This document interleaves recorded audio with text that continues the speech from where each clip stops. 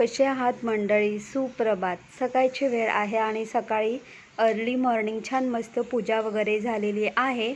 तर चला आता सकाळ बोलली आणि सकाळचे 10 वाजून गेले की आपल्याला जेवण आणि मुलांचा टिफिनला काय करायचं याचा खूप मोठा प्रश्न पडतो.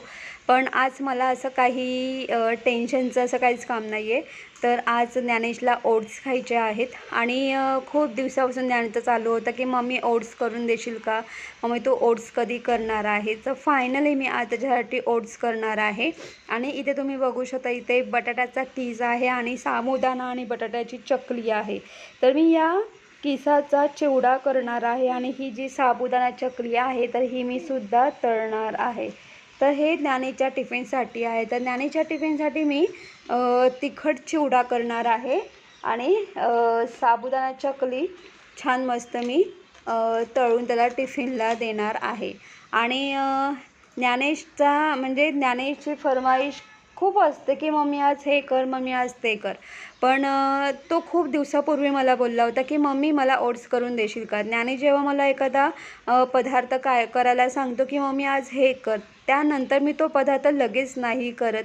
चांगले 4-5 दिवस जाऊन देते किंवा 7-8 दिवस जाऊन देते आणि मगच मी तो पदार्थ करते असे. आणि खूप दिवस झाले, जवळजवळ 2-3 महिने झाले ज्ञानेशने ओट्स खाल्लेच नव्हते. म्हणून मी पण ठरवलं की चला बाबा, हा ओट्स मागतोच आहे तर आपण याला ओट्स दिले पाहिजे. तर फायनली आज ज्ञानेश ओट्स खाणार आहे. आणि तुम्ही इथे बघू शकता, इथे मी बटाट्याचा कीस तळून घेतलेला आहे, त्यानंतर शेंगदाणे तळून घेतलेले आहेत. अगदी थोडंसं चिमूटभर मीठ ॲड करायचं आहे. त्यानंतर इथे मी काश्मीरी मिरची पावडर ॲड केलेली आहे. छान व्यवस्थित मिक्स करून घ्यायचं आहे. तर हा असा तिखट चिवडा आहे. आपला जो बटाट्याचा कीस असतो ना, त्याचा चिवडा मी अगदी झटपट अशा पद्धतीने केलेला आहे. आणि ज्ञानेशला हा कीस खूपच आवडतो. आणि इथे साबुदाणा आणि बटाटा चकली, त्याचबरोबर इथे जिमजाम बिस्किट. तर हा आहे ज्ञानेशचा टिफिन.